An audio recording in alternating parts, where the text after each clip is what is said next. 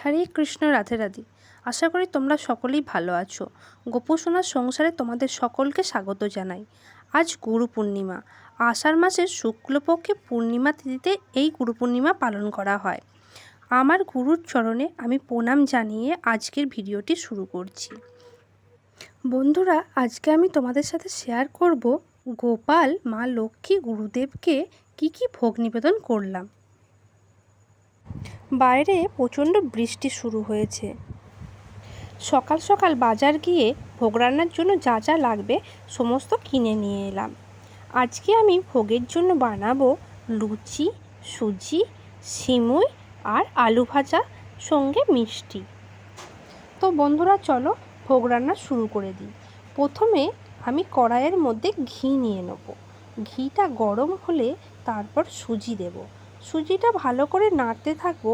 যখন হালকা বাদামি রঙের হয়ে যাবে তখন আমি জল ঢেলে দেবো। সামান্য চিনি আর সামান্য নুন মিশিয়ে দেব।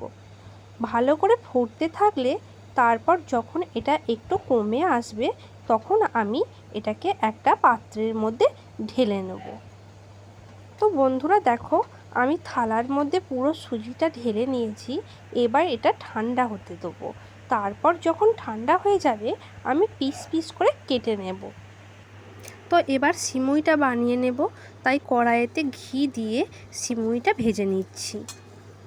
সিমুইটা ভাজা হয়ে গেলে এর মধ্যে দুধ ঢেলে দেব।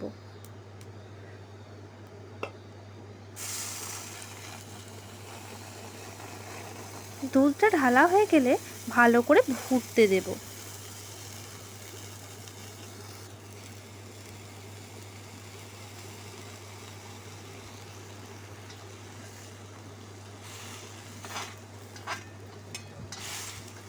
তো দেখো বন্ধুরা, সিমুইটাকে এইভাবে ফুটতে দেব।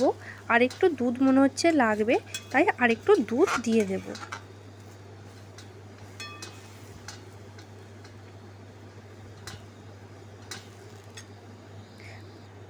দুধ দিয়ে ভালো করে ফুটিয়ে নেব।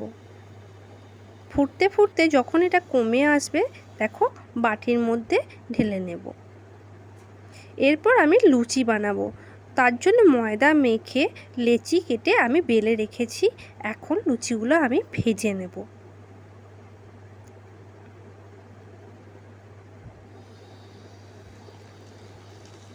তো বন্ধুরা দেখো, আমার লুচি সমস্ত ভাজা হয়ে গেছে।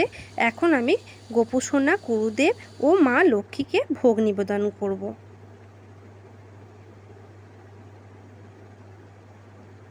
তো বন্ধুরা, এই ছিল আমার গুরু পূর্ণিমার ভোগ নিবেদন।